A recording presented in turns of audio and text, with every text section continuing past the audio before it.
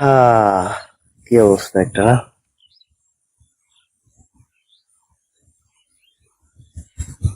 Uncle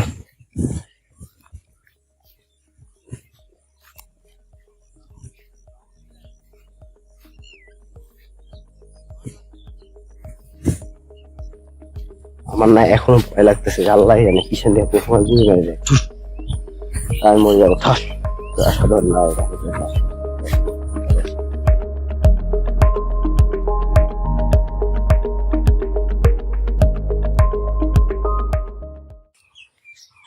আসসালামু আলাইকুম viewers, welcome to a new video. আজকে আমি এই পর্যন্ত এখানে থাকবো, কিছুক্ষণের মধ্যে বাইরে হয়ে যাবো। আঙ্কেল বাড়ির ভিতরে আছে, ওনার সাথে দেখা করেই তারপরে আমি পাটগ্রামের উদ্দেশ্যে রওনা দেবো। পাটগ্রাম থেকে লালমনিরহাট যাবো ট্রেনে। আমার টার্গেট হচ্ছে ট্রেনটা তাদের করে ধরার। এখন বাকিটুকু আল্লাহর ইচ্ছা। তো একটা ভালো কথা মনে পড়ছে, আমার গাছ দিয়ে পেড়ে লিচু খাওয়ার খুব ইচ্ছে ছিল। দেখি আঙ্কেল অনুমতি দেয় কিনা, তবে একটা দুইটা লিচু খেলাম আর কি। এই দেখেন ওদিকে আরো লিচু আছে। তো ওই আঙ্কেল অনুমতি দিয়ে দিচ্ছে ওই গাছ থেকে পেড়ে লিচু খাওয়ার জন্য। দেখি লিচু কই। দিনাজপুরে যদিও মন খারাপ করছি,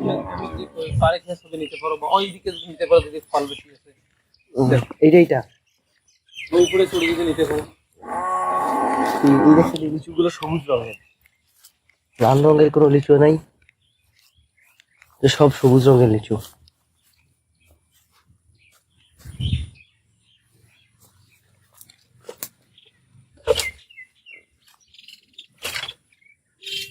এই গাছের গুলো মনে হয় পাকে নাই আঙ্কেল। হ্যাঁ,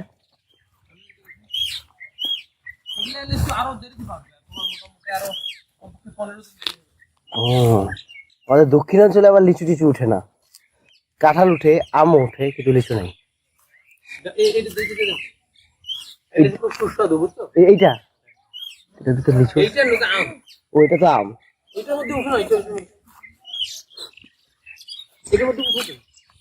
উপরে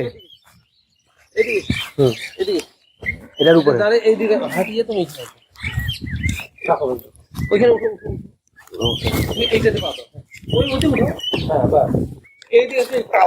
নাক পড়ে গেলে হয়েছিল হয়েছে।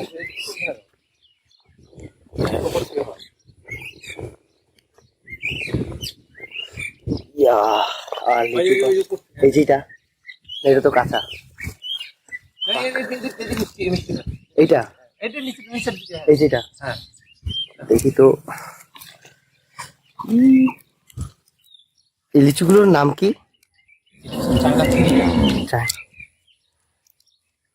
তো মানে এগুলোর জন্য মাটি কি হইতে হয়? মাটি 10 মাটিতে ভালো, ভালো মিক্সড মাটি।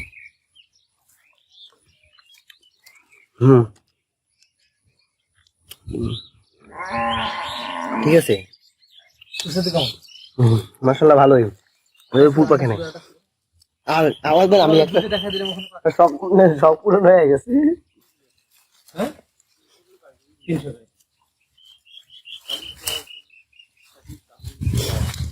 এইটা দেখি, এইটা কথা আর তেমন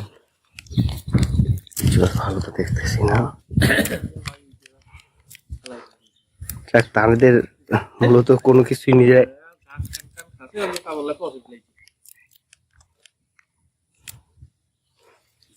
হয়েছে, আমার শক্তি হয়ে গেছে।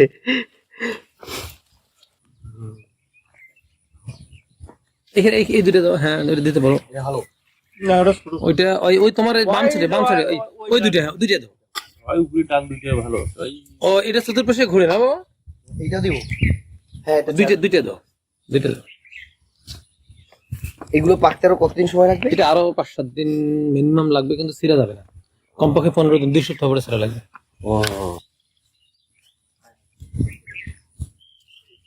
ধরার সাথে সাথে পুড়ে গেছে, মানে মনে হয়েছে কেউ কাইটা রাইখে দিচ্ছে আগে থেকে। হ্যাঁ জি। তো যাক, অবশেষে সব পুরো রইল আর কি। থ্যাংক ইউ আঙ্কেলকে।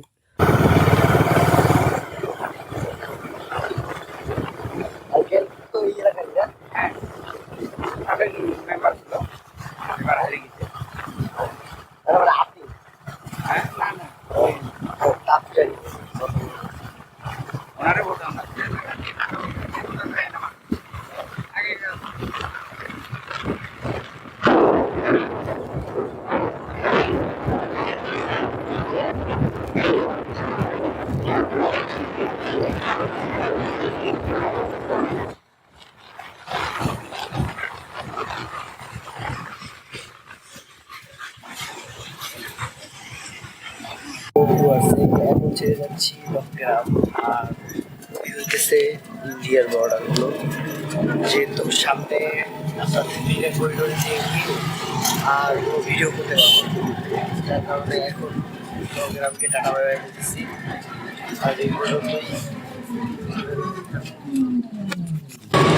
তো ভিউয়ার্স, একটা ঘটনা ঘটছে, সেটা হচ্ছে আমি আমার এনআইডি কার্ডটা অনেক ভিতরে রাখছিলাম, আর আমার খেয়াল ছিল না যে আমি এনআইডি কার্ড নিয়ে আসছি।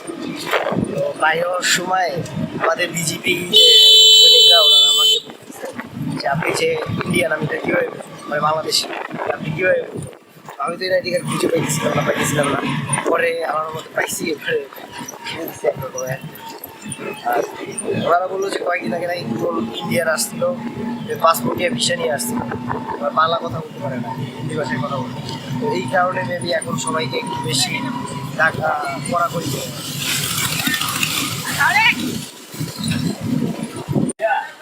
তো আমি বসে আসছি পাটগ্রাম স্টেশনে। এখান থেকে লালমনিরহাট যেতে নিচ্ছে 30 টাকা। তো ভিউয়ার্স, আমাদের ট্রেনটা এসে পড়ছে আর কি।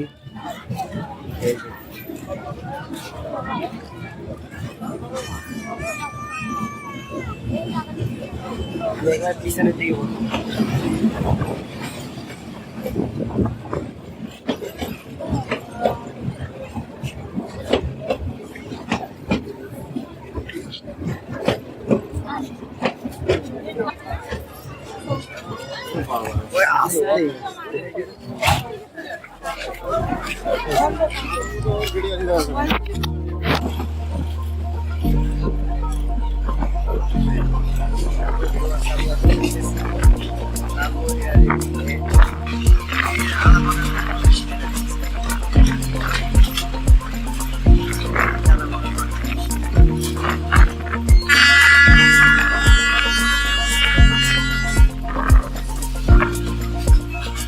তো ভিউয়ার্স, এখন আমরা আছি সার্কিট হাউসের সামনে।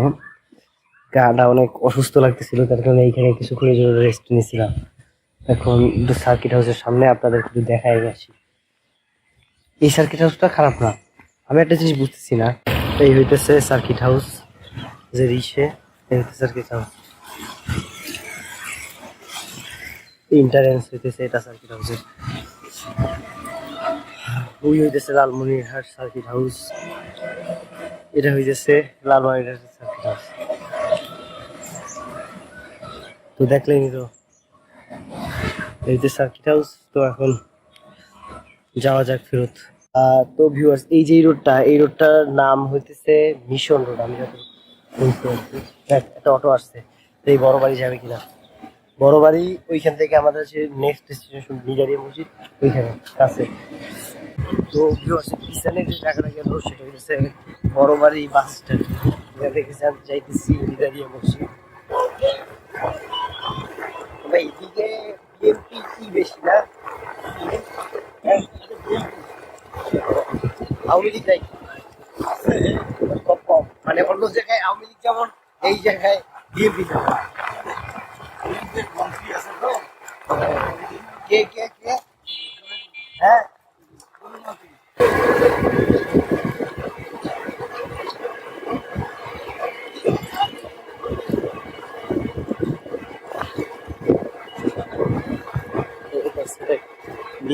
মামা এই রোডের নাম কি?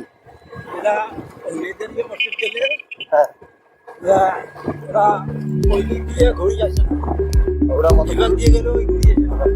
তো ওইটা চাইতে কয় টাকা লাগে? ওইটা হাইটে যাওয়া যায় নাকি?